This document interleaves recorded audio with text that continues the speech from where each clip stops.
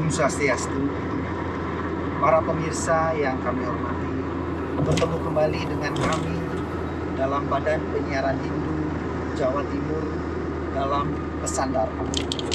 Pada pagi hari yang berbahagia ini, kami dalam perjalanan menuju Stah Satika Dharma Malang bersama-sama saya, narasumber Bapak Putu Gede Swadana, dan juga Bapak Jerumangku Wayan Surabo.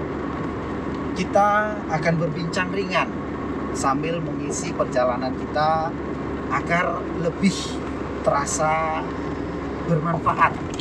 Dan semoga pesan Dharma yang kami sampaikan pada pagi hari ini juga bermanfaat bagi para pemirsa dan hadirin sekalian.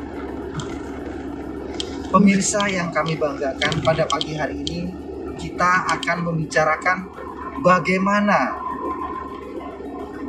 kita di masa globalisasi ini selalu dapat menegakkan Dharma dalam kehidupan kita bermasyarakat, dalam kehidupan kita memanfaatkan teknologi, maupun di dalam diri kita sendiri, yang mana tentunya sangat-sangat membutuhkan bimbingan agar apapun yang kita lakukan tidak keluar dari jalan Dharma.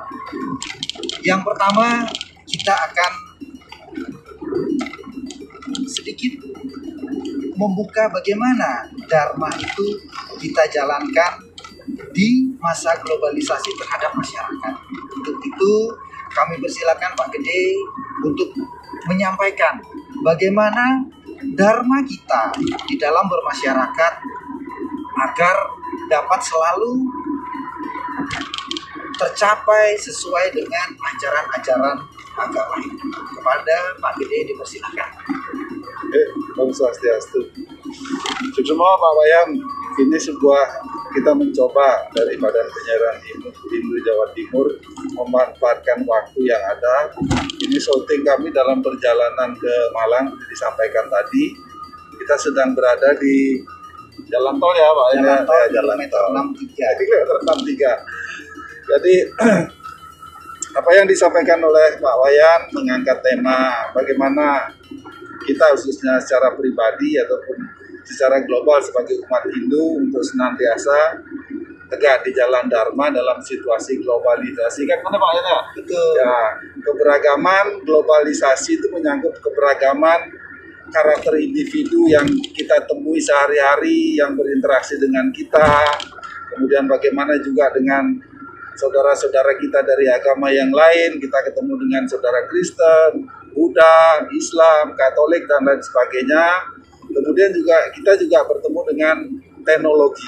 Jadi harapan kita bagaimana kita senantiasa tegak di jalan Dharma sesuai dengan tuntunan kitab suci Weda, sekalipun ya keberagaman itu setiap hari berinteraksi dengan kita yang secara tidak langsung dalam tanda petik akan mempengaruhi karakter atau mungkin pola pikir kita. Ya seperti digambarkan seperti sebatang besi lah, ketika dia setiap hari ditempatkan di sisi sebatang magnet, nah maka besi itu akan bersifat magnet juga. Nah demikian juga kita diharapkan kita tetap jadi tidak bersifat seperti mereka, seperti besi itu, tapi kita tetap tegak di jalan Dharma ya.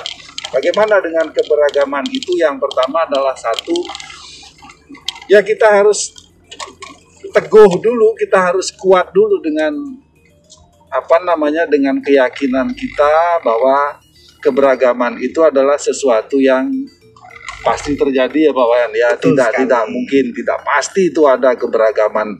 Jangankan dengan orang lain, dalam diri kita juga keberagaman. Yang satu, artinya yang pertama Pak Wayan, kita tetap eling, kita tetap ingat, kita tetap sadar dengan diri kita sebagai umat Hindu ya. Kemudian jangan pernah menganggap bahwa apa yang kita miliki itu adalah sesuatu yang ketinggalan atau kuno dulu. Zaman sekarang kan zaman model Hindu kuno, pakai pakaian gitu kayak karnaval misalnya begitu. Kita takut pakai udang sungkan kayak karnaval, jangan. Tapi jangan juga kita menganggap diri kita paling bisa, diri kita paling benar. Jadi satu, eling dan waspada. Kemudian kedua, kita pahami perbedaan itu. Perbedaan apapun itu adalah suatu yang pasti terjadi dan pasti akan kita hadapi dalam kehidupan kita. Kemudian yang ketiga, teruslah belajar. Belajar untuk apa? Belajar untuk memahami diri sendiri. Apa tugas dan kewajiban kita.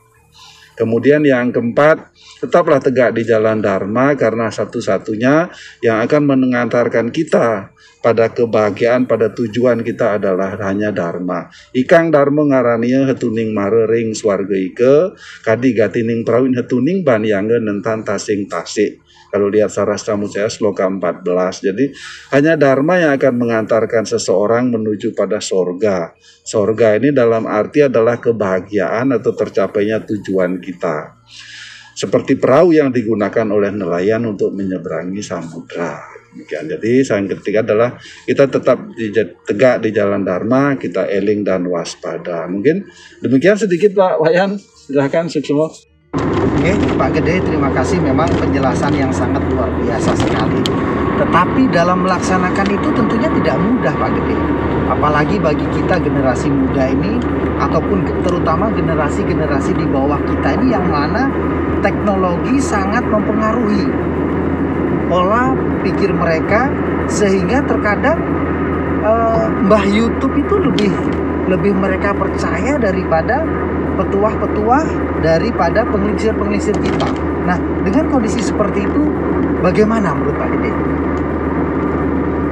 Oke, Pak Wayan, terima kasih. Orang yang terdekat di antara anak kita itu adalah orang tua. Nah, jadi kalau di dalam Begawat Gita itu di ayat 3 sloka 21 itu dengan jelas mengatakan Yadiat acara di sresta tata dewe tarujana sayat pramanam kurute lokastat anu wartante. Jadi yadiat acara di sresta, apapun kebiasaan, apapun ajaran, contoh apapun, toladan apapun yang kita berikan kepada anak kita, lokastat anu wartante. Jadi dunia itu akan mengikuti. Artinya kita sebagai orang tua ini harus memberi contoh Pak Wayan.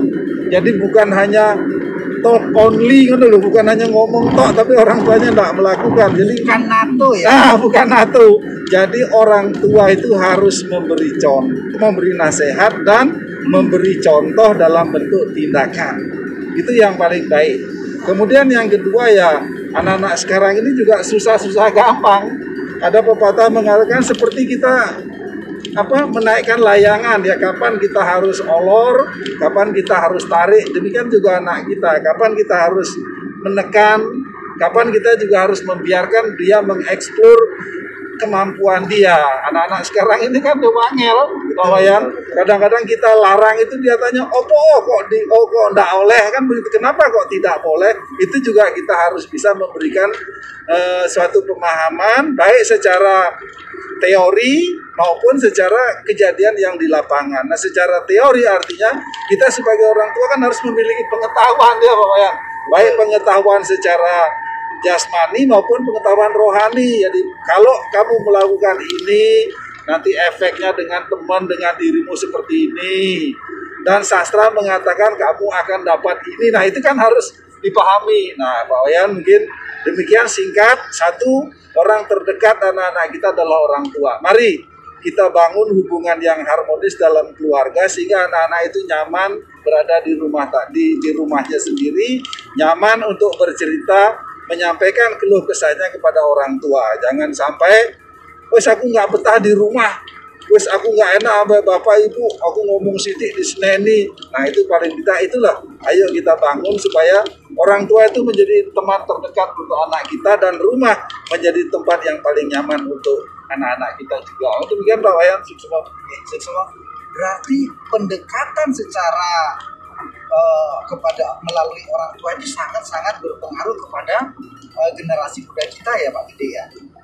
Pak Wayan, betul Luar biasa ya. Ya, sekali. kembali lagi orang tua harus menjadi role model, harus menjadi contoh bagi anak-anak kita, itu saja. Memang tidak banyak orang tua yang memiliki pengetahuan agama yang bisa menjelaskan kepada anak-anak mereka. Nah, untuk itu saya mengajak kepada para pemirsa sekalian untuk mengisi menimba ilmu di Stah Santika Dharma. Dengan begitu, pengetahuan Bapak Ibu sebagai orang tua tentunya akan bertambah. Walaupun dengan segala kemampuan yang tentunya sangat terbatas bagi kita yang belum pernah belajar agama secara mendalam, di sana kita akan dibimbing sehingga kita bisa mendapatkan ilmu pengetahuan tentang agama dan kita bisa menjelaskan serta terutama memberikan contoh kepada putra-putri kita agar putra-putri kita lebih mengerti bagaimana itu agama ini. Kemudian dan tentunya kita bisa memberikan contoh-contoh yang baik bagi mereka. Kira-kira kalau menurut Jero Mangku Wayan Suraba, apa yang harus dilakukan sebagai orang tua selain apa yang disampaikan oleh Pak Gede tadi mengenai kita kepada putra-putri dan generasi muda milenial kita di masa globalisasi ini? Silakan Jero Mangku Wayan. Semua saya setuju Wayan. Saya setuju. Bincang-bincang keringan, bincang-bincang dengan kita dalam perjalanan malam. Ada kata kunci yang dia tangkap apa yang sebelumnya dan sampaikan tadi. Pengetahuan di zaman globalisasi luar biasa. Dan kata mengetahui kita dituntut untuk memahami. Nah, berangkat dari memahami serta kita memahami sesuatu ini pengetahuan kita laksanakan dalam berinteraksi. Nah, pelaksanaan ilmu pengetahuan ini merupakan sebuah model yang harus diikuti dan ditiru itu siapa? Tadi dikatakan adalah orang tua agar ditiru oleh anak-anak. Saya berpikir begini, jangankan kita sebagai umat manusia di depan rumah saya ada kambing, ini contoh konkret. Ada kambing, induk kambing mengajak anaknya dua, ya, anaknya masih kecil-kecil. Kambing itu induknya loncat, nah anaknya dua-duanya ikut loncat. Begitu saking tidak saya foto itu video waktu itu, saya tertawa melihatnya. Oh begini, binatang pun juga mengikuti induknya gerak, apalagi umat manusia. Saya sepakat sekali ketika anak-anak berada di rumah, bagaimana orang tua harus mengajarkan agar anaknya betah di rumah. Saya sepakat bahwa ya. Dan suatu ketika di mobil dengan anak-anak bercerita yang baik-baik. Kadang-kadang kesleo ngerasani orang stop. Nah, sadar kita meningkat. Nah, itu karena tidak baik. Bicara yang positif-positif. Berbicara tentang motivasi, belajar, dan sebagainya. Oh, ini ada orang sukses, dia jalurnya seperti ini. Rupanya itu yang direkam oleh anak. Yang kedua, ketika di rumah, kita selalu harus duduk bareng bersama anak-anak. Ketika dia sekolah, ya kita berbicara, tugasnya apa, PR-nya apa, bagaimana teman-temannya, bagaimana dengan gurunya. Dia bercerita. Nah, suatu ketika apa yang saya alami ketika anak-anak itu bekerja semua ya, sampai di rumah dia bercerita tentang di kantornya seperti apa, kejadian-kejadian apa yang dia alami di kantor, dia cerita sama kita. Nah, rupa-rupanya alam di bawah sadar ketika kita berbicara di mobil, ketika dia masih sekolah, dia teruskan cerita-cerita itu dalam proses kepada kita. Nah, rupanya proses perjalanan hidup itu akan menumbuhkan tingkat kesadaran anak kita. Tingkat kesadaran dari SD, TK, SD, SMP, SMA, ya, dalam pencarian jati diri terus berkembang sehingga ketika dia dewasa, tingkat kesadaran semakin tinggi. Nah, saya mengatakan kita mengetahui tentang ilmu pengetahuan dan teknologi, setelah itu kita memahami ilmu pengetahuan dan teknologi, tujuannya, arahnya, hakikatnya. Setelah memahami ilmu pengetahuan teknologi dan lain sebagainya, kita laksanakan ilmu pengetahuan dalam wajah aplikasi. Setelah kita laksanakan, di sana ada sebuah pembelajaran, ada sebuah unsur kesadaran yang ada di dalamnya itu. Dan unsur kesadaran ini step by step, mulai dari anak-anak, bahkan nanti Pak Wayan sekarang barangkali umur kurang lebih 50 tahun, 50 tahun, nanti ketika umur 60 tahun, tingkat kesadaran sangat beda banget, sudah matang banget begitu, sudah matang banget. Nah, terkait dengan perbedaan, kita harus damai dalam sebuah perbedaan. Nanti dia mengatakan tadi, anak-anak kita itu lupa dengan sebuah karya sastra Rahawi kita zaman dulu, bagaimana menyikapi perbedaan sehingga dharma itu tetap bisa ditegakkan. Yang dikatakan bahwa kamu kan begitu ya, Wayan ya. Dunia tahan yasa, yasa pisan saja Dharma Sako. Apa tadi mengatakan Dharma itu di zaman kami sekarang harus ditegakkan. Dharma Raksako, artinya Dharma itu menjadi kuat. Nah, bagaimana caranya generasi muda agar terus yang ada di dalam Dharma, menegakkan Dharma, juga terhadap perbedaan, dia juga harus memahami mengetahui. Anak-anak kawin kita di zaman Majapahit luar biasa, di mana Bukan Tuhan di dalam kitab Sita Somalnya mengatakan bahwa apa yang ada di dalam kita burung Garuda itu sebuah karya sastra yang sampai sekarang kita selalu melihat di kitab Garuda yaitu Bhinneka Tunggal Ika. Nah, kalau secara umum bisa kita sampaikan di dalam orang bincang-bincang ini, baik pertama jelas dikatakan generasi muda ini harus memahami, harus mengetahui.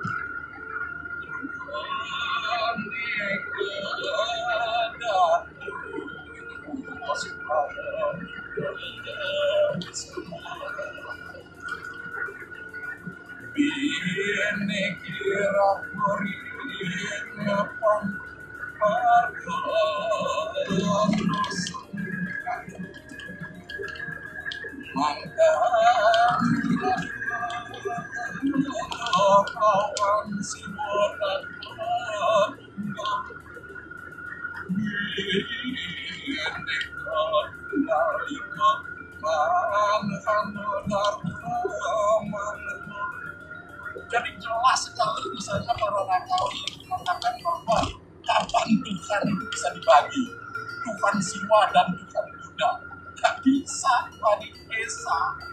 Nah, ada sebuah ketidakadilan di dalam medsos yang selalu mendiskreditkan salah satu agama, sehingga dikatakan, sering saya lihat seolah-olah ada agama kelas 1, kelas 2. Nah, ini para pembelajaran bagi generasi muda ini tidak baik. Betul sekali. Di dalam, kalau kita membicarakan tentang perbedaan di dalam kancah umum, itu kita harus sepakat bahwa semua agama itu baik. Nah, itu seperti itu. Luar biasa sekali. Dalam kajian pribadi ya Pak Gede ya. Dalam kajian pribadi ya saya fanatik boleh, tapi ketika kita bersama-sama bahwa tujuan agama itu adalah salah satu yang tidak. Nah, ini hidung yang ada di zaman Majapahit, apa yang ada saat eksis sampai sekarang, harus eksis sampai sekarang. Dan ketika kita mengeksiskan kawin suprasoma oleh kita itu berarti generasi muda itu sudah ikut andil untuk menegakkan dharma yang disebut dengan dharma raksasa. Begitu Pak Maya. Luar biasa sekali. Bisa saya sedikit simpulkan bahwa keluarga adalah tempat yang terbaik untuk kita bisa saling berbagi, sehingga kita harus membentuk sebuah keluarga yang nyaman untuk ngobrol. Nah, dari rasa nyaman itu, maka di dalam diri anak-anak kita akan merasakan bahwa ada sesuatu yang tidak ternilai harganya di dalam sebuah keluarga itu. Yang mana Dharma dalam hal ini ditegakkan melalui hubungan antara orang tua dan anak-anaknya. Begitu kira-kira jero mangkungnya. Kemudian dihubungkan lagi dengan bagaimana karya rakawi-rakawi kita yang sudah menyatakan bahwa tidak ada dharma yang terbagi, tidak ada Tuhan yang terbagi. Sehingga generasi muda dalam rangka menegakkan dharma, harapannya jangan sampai keyakinan kita terhadap dharma itu membuat kita fanatik. Karena sesuatu hal yang berlebihan itu tentu tidak baik terhadap kehidupan. Mari kita sama-sama saling menjaga bagaimana hubungan kita dengan diri kita sendiri, kemudian hubungan kita dengan keluarga, hubungan kita dengan masyarakat, dan juga pemerintah. Nah, kira-kira perjalanan ini yang sangat luar biasa, kita cukupkan dulu untuk pesan Dharma pada pagi hari yang sangat luar biasa, sangat cerah, dengan situasi gunung yang begitu megahnya, dengan segala kekurangan. Pembicaraan kita pada pagi hari ini dapat kita simpulkan bahwa marilah kita hidup saling berdampingan, marilah kita hidup bisa saling menjaga satu dengan yang lainnya tanpa ada unsur merendahkan satu dengan yang lainnya.